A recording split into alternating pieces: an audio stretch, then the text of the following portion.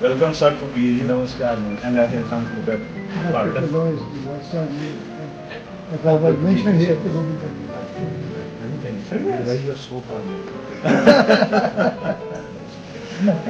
Out of respect, sir. You are nice, sir.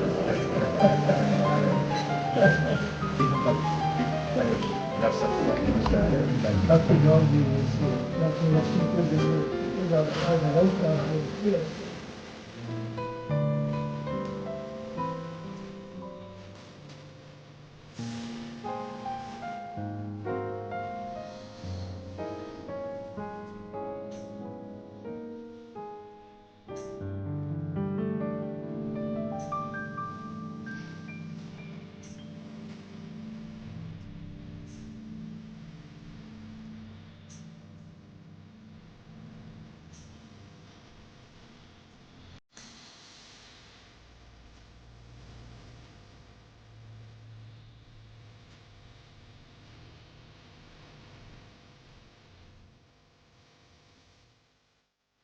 It's a great honor for the foundation to welcome you all on the award ceremony and guest lecture presentation of Dr. Gurdev Singh Khush Foundation for Advancement of Agricultural Sciences. Honorable Dr. Mashelkar,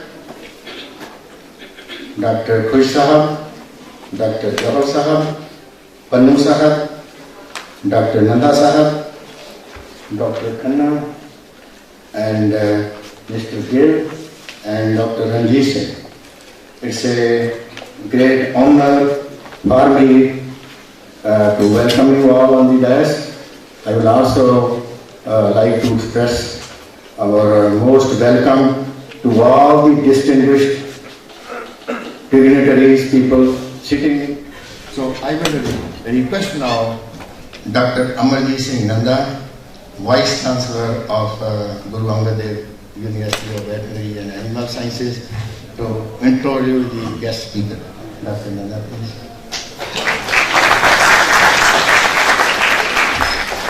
Thank you, Dr. Bra. Respectable Excellencies on the dais, distinguished guests, officers, staff and students from Punjab Agricultural University and from the Guru Angad Dev Veterinary and Animal Sciences University. Ladies and gentlemen, what a pleasant occasion it is that we are surrounded with the galaxy of very, very esteemed scientists, and I have been asked to introduce Dr. Mashelkar, which is my pleasant duty. Dr. Mashelkar is a world-renowned scientist, a scientific leader par excellence, and an unmatched visionary. You don't need much introduction about him, but I would be happy to say a few words for the benefit of younger generation, some of whom may not know much about him. Such is the vast sphere of knowledge and contributions of Dr. Mashelkar that he can be called a complete institution by himself. Friends, Dr. Mashelkar is a chemical engineer by education with a degree of bachelor's and doctorate from University of Mumbai. He is currently the president of Global Research Alliance. He is the chairman of India's National Innovation Foundation, chairman of Academy of Scientific and Innovative Research, chairman of the Reliance Innovation Council. Earlier, he has been the president of Indian National Science Academy and the president of UK Institution of Chemical Engineers. He served for over 11 years as the Director General of Council of Scientific and Industrial Research of India and has major reforms to his credit. He has been a champion of intellectual property rights. He was responsible for creating a national movement on intellectual property right issues and created patent awareness in Indian institutions, industry and the government. The most important is that he valiantly fought and revoked the wrong US patents on turmeric and on basmati rice. We all as agriculture students who should be proud of this thing. Ladies and gentlemen, Dr. Mashelkar has very kindly agreed to give a lecture on agricultural innovation ecosystem from best to next practice. I don't want to stand between you and him for very long. May I kindly request you to give him a big applause, and I request you magnanimously to cover the desk and give us. Thank you very much.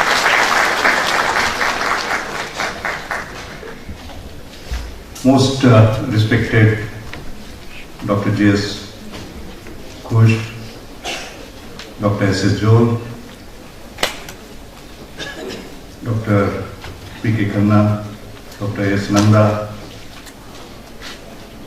other distinguished personalities on the dais, the distinguished eminence that I see in front of me, ladies and gentlemen, my young friends. It's a very special moment in my life. It's a very special morning in my life. You know, I look at Professor Khush as an icon, as a role model. His achievements, as you heard and as you know, have been absolutely monumental. I don't look at him as an individual. He's an institution and an institution builder.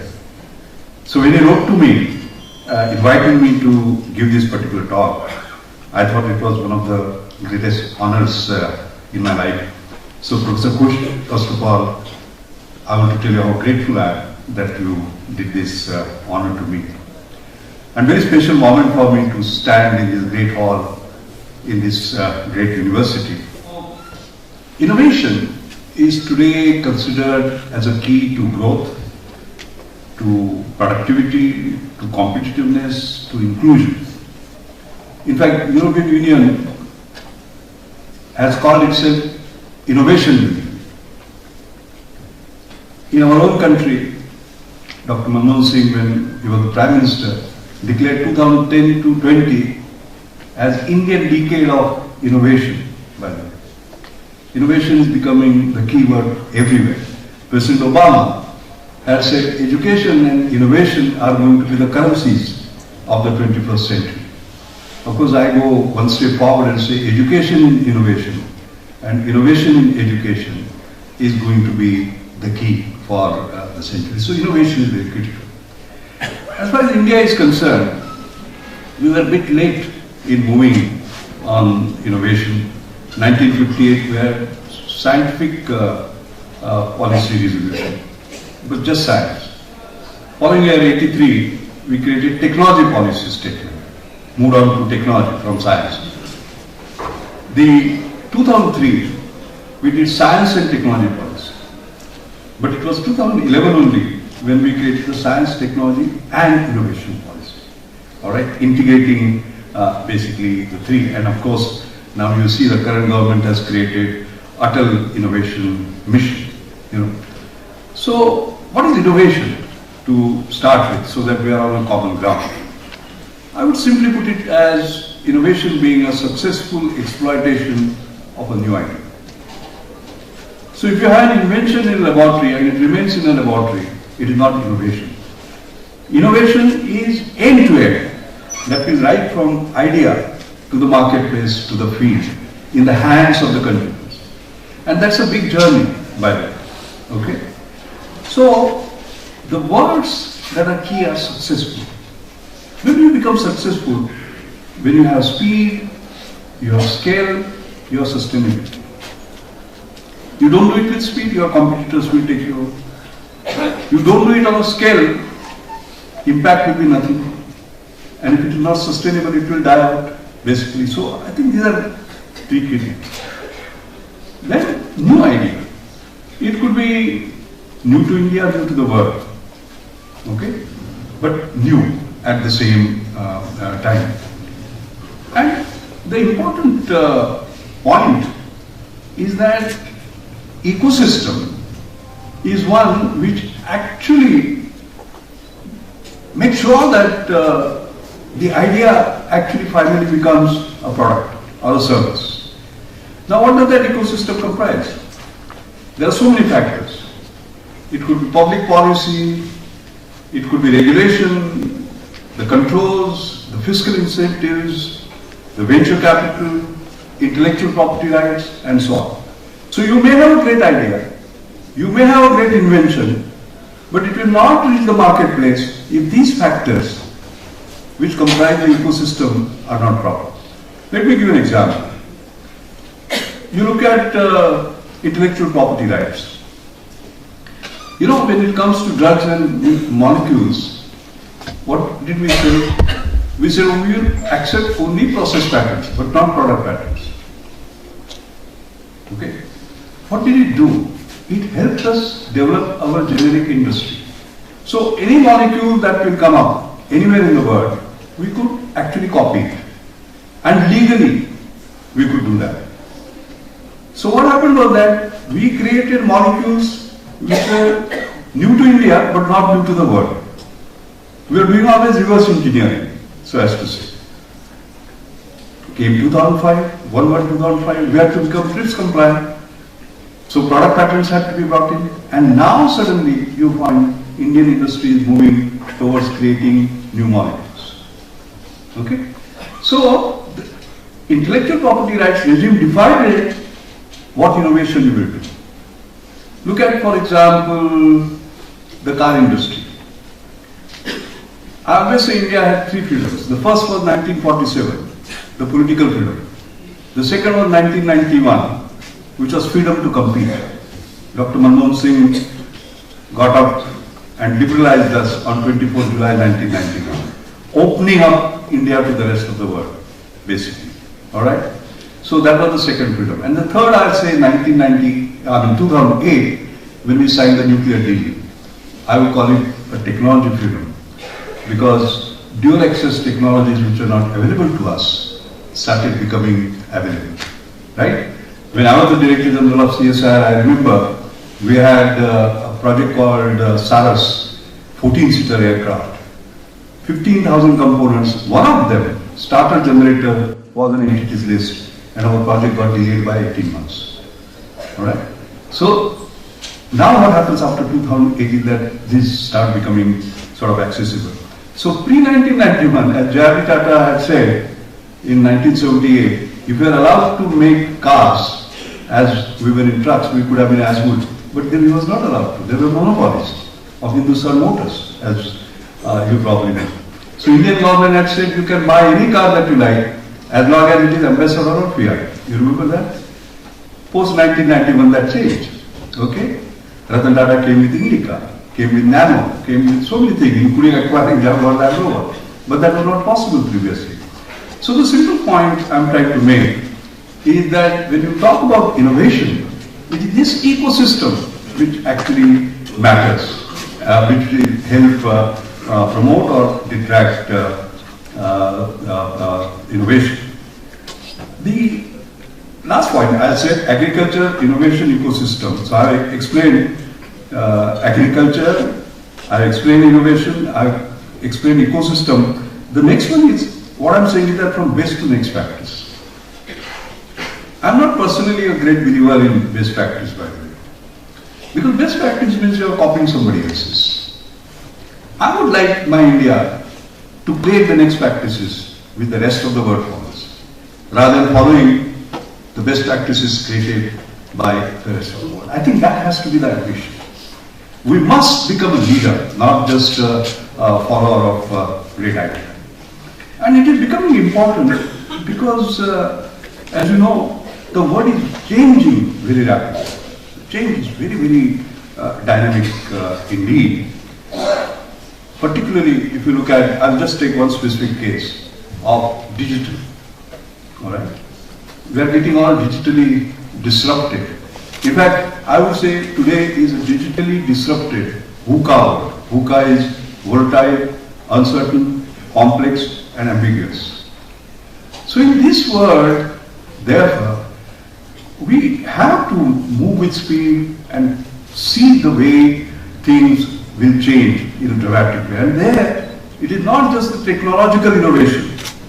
It is business model innovation, it is system delivery innovation, it is workflow innovation, it is organizational innovation, it is policy innovation, and all that has to come together because business models are changing. Look at the paradox. I mean, Uber, for example, it is the largest taxi provider, but it owns no taxes. Look at the business model. Airbnb is the largest provider of accommodation in the world, but it has no real estate. Alibaba is the most valued retailer, but it has no inventory. Skype is the biggest phone company in the world, but it has no telecom infrastructure. You know, so therefore we have to live with these realities that the world is changing dramatically. Okay, and of course, when somebody creates an Uber, we have the equivalents of these in India, right? But I would love to see we creating Ubers of this world. That's what I mean by not first to India, but first to the world. I think that should be our dream, and our young people are capable of doing it. You might say, if this is the case, how is India doing in world rankings in innovation? Because Khush, you had asked me to speak on innovation, so I will speak on innovation, and then what implications it has for agriculture I will come as a subsequent part of my lecture. In innovation, there is what is called as World Innovation Index. And in that World Innovation Index, among 142 nations, you know what was the rank of India in 2011? 62. Following year, 2012, 64. Following year, 66. Following year, 76. Following year, 83. That is 2015. So 62 to 64 to 66 to 76 to 80. Why is that so? Is it your perception that we are doing better and better? Then why are we going down? Because it depends upon how others are doing it. We are running, definitely, but others are running faster, and therefore we are being left behind. I think that's a challenge. Fortunately, this year the rank has moved to 69 by then. But that means what? We are where 3 years ago. Does it become a great joy? No, it doesn't. So we need to worry about it. Of course, all my lectures are with good news as well as bad news, by the way. They will alternate. This is the bad news. But I'll also tell you the good news. In fact, this Global Innovation Index, there is an International Advisory Board. And I happen to be a member of that. And I fought very valiantly. And I said, look, your technology innovation index is limited. Because, you know, many times what happens is that you count what does not get counted. Right? That does not help, you know. And what is counted is not counted. Then it doesn't really help. So I told them, for example, look at our Mars orbiter mission. Mangalyaan. How much did we do it for? $74 million. We are circling the Mars. How much did US did it? $671 million. Right? They are also circling the Mars. I said, this is an incredible achievement. How do you incorporate in this? They were struggling to find it. And the most important point is that the business model innovations and other innovations, which India is fantastic at, they were not taken into account. Then you would ask me, can you tell me an area where India is leading? I would say India is changing the dictionary of innovation. If you just see the new words that have come up, which are dominating now the innovation space, you know what are they? They are frugal innovation. They are inclusive innovation. They are more from less for more, and I will explain that. They are affordable excellence, actually. And there is a word now that I have coined, which has become very popular. Indian innovation, I have coined the word innovation. Innovation, because there is something very special about India, by the way, which is we create affordable excellence. Normally when we say something is affordable, we say it can't be excellent. And when we say something that is excellent, we say it can't be affordable. But India does it. I mean, hepatitis B vaccine, recombinant DNA based, you know, 40 times cheaper, not 40%, we have created. And 40% of the UNICEF supply we supply today. high quality. You know, cardiac surgery, for example, 20 times cheaper, not 20%. Cataract surgery, Arvind Eye Care, for example, the way they do the workflow innovation, it is 30 times cheaper. So, but excellence, affordable excellence. Excellence because if you look at the way you compare with some of the best, like Royal College of Ophthalmic Surgeons, in 9 out of 9 parameters, we beat post-surgery, we beat them. That means excellence at a higher order, but affordability at a higher. The last point I want to make before I move to my own little comment on agriculture is that it is not just affordability, it is extreme affordability, which is very disruptive. That's what we have to specialize. You remember HIV/AIDS, they were $10,000 for a year's treatment. Okay? If they had come to you and said, all right, because you're a poor country, 10% less, we could not afford it. They could have said 10 times less. Still we could not afford it. Finally it had to be 100 times less. And who did that? My Indian Institute of Chemical Technology, Gurdev created those alternative ARV process chemistries, which actually supplied to the world not $10,000, but $200, basically. Today it has become kind of a history. So India has something very special in terms of not going low cost, but ultra low cost, so as to say. And ultra low cost immediately reaches scale. The poorest of the poor can excel. I'll move now to agriculture. Last 10 minutes I will just give my little take on agriculture. I think as a citizen of India and as well as citizen of the world, I find there are major challenges with us. I think one of the most important part is we have to have substantial enhancement in our productivity. We have to deal with the climate change challenges, managing dryland farming, rapid elimination of malnutrition. I think if you make a list of these problems, I can see there are a large number. But to the whole world, I think the major issue is using scarce natural resources, that is land and water, to feed the growing population, and we are talking about 9 billion very soon. So there is a basic principle that comes out from this, that you have to get more from less for more and more people. More from less for more and more people. In fact, this was a theme which I and C.K. Prahlad, as you know, many of you might have read his book on wealth at the bottom of the pyramid, basically.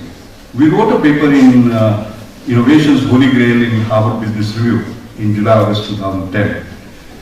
And of course that paper is with respect to the industry, industrial enterprises and what we need to do. But then we promoted this theme of more from less for more. Okay, how do you actually get it? This has been now called the MLM paradigm, as they call it, more from less for more paradigm. In fact, after we published that paper in Harvard Business Review, within 6 months, World Economic Forum had a half-day session in Geneva on more from less for more, because this is important for actually the whole world.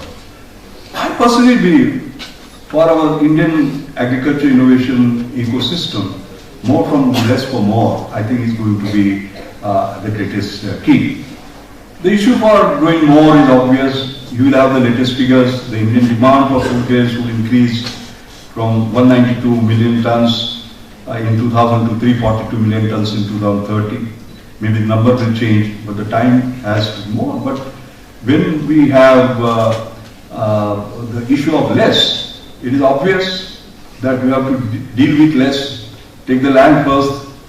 The diversion of arable land for urbanization, industrialization, producing biofuels will mean less availability of land, and this land is of course due to the degradation caused by soil erosion, soil salinity and so on and so forth. So I think that's a great challenge.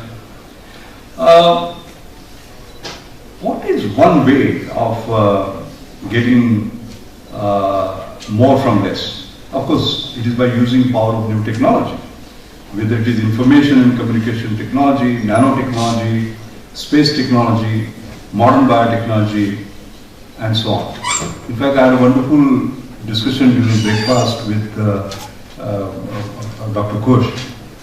I said, people talk about Industry 1.0, Industry 2.0, Industry 3.0, and now people are talking about Industry 4.0, right? Industry 1.0 was when steam engines came. Industry 2.0 was when electricity came and you started producing assembly line. Industry 3.0 was initial automation came, information communication technology came. But Industry 4.0 is advanced automation, robotics, artificial intelligence, the entire change that is taking place because of Internet of Things and so on and so forth, etc. So I said, what would be agriculture 1.0, agriculture 2.0, agriculture 3.0 and agriculture 4.0? And he explained beautifully. I can't reproduce what he said, but he actually took us right from the domestic creation of food products and agri products to later on using irrigation and other inputs, fertilizer inputs and so on and so forth, and then green revolution 3.0, but 4.0 technology basically. And you are seeing major changes. I've been following, for example, this new gene editing technology to make better crops faster, like the CRISPR-CPF1 technology. And I was looking at the recent agreement between Monsanto, the Broad School of MIT and Harvard. And it's an interesting quote. It said, the breeder sits at a computer, picks up versions of different genes available in wheat, designs the genomes they like, and they make it. Rather than sorting through a million progeny to find the one that is closest to what we want, we actually make the one that we want right away. Now that's a dramatic shift, I would say, in the way technology is changing, and that's for sure.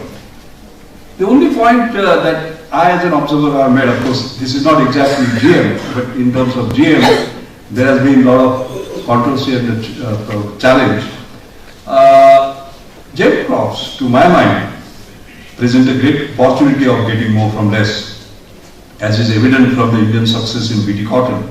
But with respect to GM crops, different nations have adopted different strategies. Some use preventive policies. No matter what, do not allow GM crops. Others use permissive policies. No matter what, within the next so many years, 50% of our crops will be GM crops. So either it is preventive or permissive. I think both of them are not right. The right policies are those that are promotional but precautionary. While using the most rigorous scientific validation, we must be promotional too, and we must promote the use of new technology in multitude of ways. And of course, new technologies are coming. Like we could have innovation through technology-enabled supply chain, through the use of ID, advanced GIS, GPS, tracing and traceability systems. We could get more from less by reducing wastage, ensuring quality throughout the supply chain. Precision agriculture, you know more about it than I do, but it could be achieved through advanced GIS, GPS, sensors, can guide planting, irrigation, monitor yields, fine-tune inputs, achieve more from less by improving yields, as well as reduce the use of water and fertilizer. We can achieve more from less by using leakage-free public distribution systems, which uses computerized allocation of food grains, GPS, SMS monitoring, verifiable digital identity, which is now something, thanks to Aadhaar, we have, and so on, so forth. So there are a number of ways that we can. This is one point I want to make. And getting more from less is by using what I like to call power of collective intelligence. We must have more innovators becoming active players in the Indian agriculture innovation ecosystem, going beyond our formal research and innovation system. I am privileged to chair the National Innovation Foundation, inspired by the father of grassroots innovation movement in India, Professor Anil Gupta. And it is formed on a very simple basis that 1.3 billion people in India do not represent 1.3 billion mouths, but they represent 1.3 billion minds. Okay? So everyone is someone. That is the basic principle. And if you go to the NIF website, and there are grassroots innovations. They could be artisans, they could be farmers, they could be school dropouts, they could be housewives, and so on and so forth. You know, the President of India himself gives them awards, by the way. We get more than 100,000 entries, 30 are selected, and I'm very proud to say he has given it such a pride of place that now there is a permanent exhibition that was inaugurated last month by our Honorable President on these grassroots innovators, recognizing the power of the mind of every individual. All right, I think that's extremely powerful. But we have been finding number of sort of innovations which pertain to agriculture. Let me give you one typical example. Dadaji Khobragade from Nanded was one such grassroots innovator, and I have identified him and honored him. The improved paddy variety HMT developed by him has now diffused to several states, covering more than 1 lakh acres. It has been included as a standard reference for thinness by protection of plant variety and farmers' rights variety, PPV, FRA also. There must be thousands of Khobragades in the country. And our formal agriculture innovation systems must partner with farmers to get, let's say, more from less. So I think the basic issue is collective intelligence, number one. That collective intelligence is now going to come also by other sections. As you know, our Honorable Prime Minister has started a number of movements, and one of them is Startup India. Young people, he wants them to be not just job seekers, but job creators.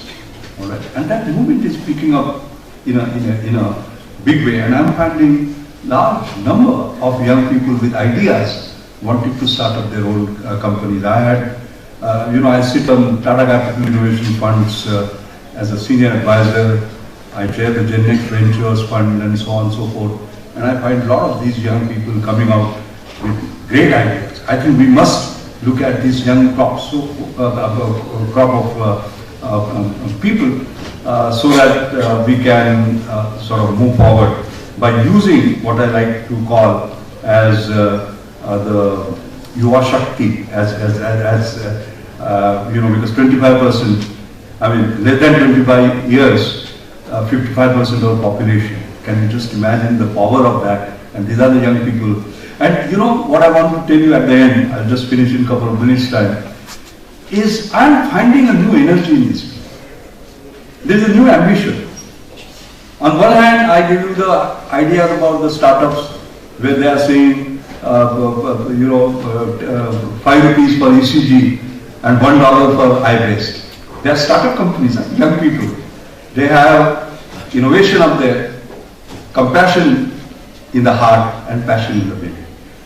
On the other hand, there are ambitious young people that I find. I was talking to some young people on the other day and I said, Satyam Shivam Sundaram. Satya Nadella is the CEO of Microsoft, right?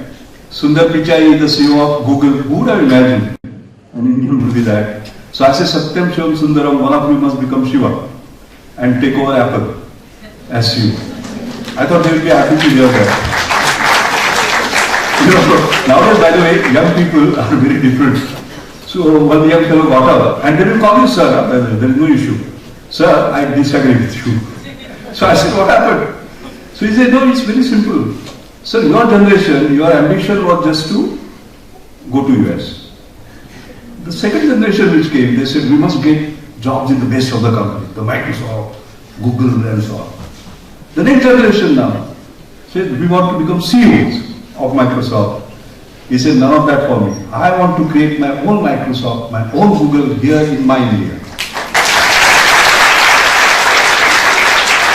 The point I am giving behind you on this talk on innovation and agriculture and so on and so forth, especially because in other areas it is known, but especially in this particular area, we have to sort of explore these potentialities which we have not done so far. And I think if we really do that, we will have a different India together. I would like to conclude by saying that we must build a robust Indian agriculture innovation ecosystem based on our great strengths. We must build it on the total innovation concept with collective intelligence of this great nation. We must build an ecosystem which just doesn't depend on the best practice, but the next practice which we will create, like these young people. I have given you examples to show how they have created next practice. I am not just saying it needs to be done. I am bringing before you the young people who have actually done it. We must have, of course, highly innovative, pro-poor, pro-environment, pro-business policies. We must build our own Indian Agriculture Innovation Index. It is important to do so because what cannot be measured cannot be monitored, and what cannot be monitored cannot be improved. So I think we need to build that index so that we ourselves continuously monitor that. And I have no doubt that if we do this with determination, then we will achieve the dream of moving rapidly from green revolution to much needed evergreen revolution, nutritional revolution, and indeed, as Professor Khush says, agriculture 4.0. And I hope, and as was mentioned, I'm a dangerous optimist, so I have to live up to that reputation. I do hope that in agriculture 4.0, India will lead the rest of the world. Thank you very much.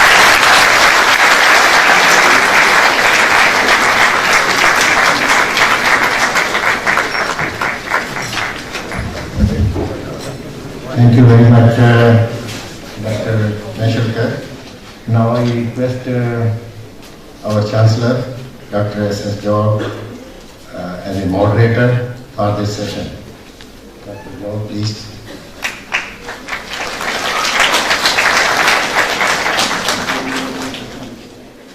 Honorable iconic scientists sitting at the dais, particularly Dr.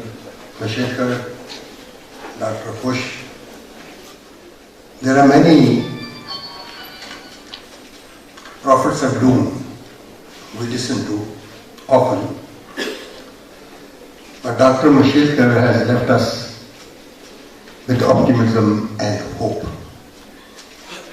In spite of all the depredations being forced on us by the unscrupulous elements around. In fact, the emphasis today is in research and development technology is on, number one, improving the quality of life. And number two is make the things low cost. And number three is make the things more efficient. And number fourth is to neutralize and minimize the negative impact of the human activity on the ecosystem. It is the parameters of these four elements within which the innovations are required. And Dr. Mashelkar has given many examples in which low cost and more efficient innovations have been developed, which he rewarded, and which has improved the quality of life without having any negative effect on the ecosystem. You know, these days in research and development of technology and innovation, the emphasis has to be on using the nanotechnology and the genetic engineering, number one. Number two is the molecular biology, which is the in subject.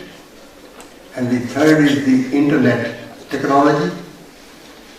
And fourth is the organic production, whether it's in agriculture or anywhere else, which actually should not only preserve but improve the ecosystem. let me finish it with a hearty congratulations to Dr. Mashelkar. At least I have learned a lot, and I'm sure you have learned a lot, and it has motivated you as scientists to do something for the society in an innovative way. And I will request Dr. Khush and Dr. Jawad to come forward. Dr. Khush and Dr. Jawad has division of labor. So Dr. Khush will give a memento to Dr. Mashelkar as a token of respect and appreciation for his achievement. So now I request Dr. Jawad to decorate Dr. Marshall with another gift.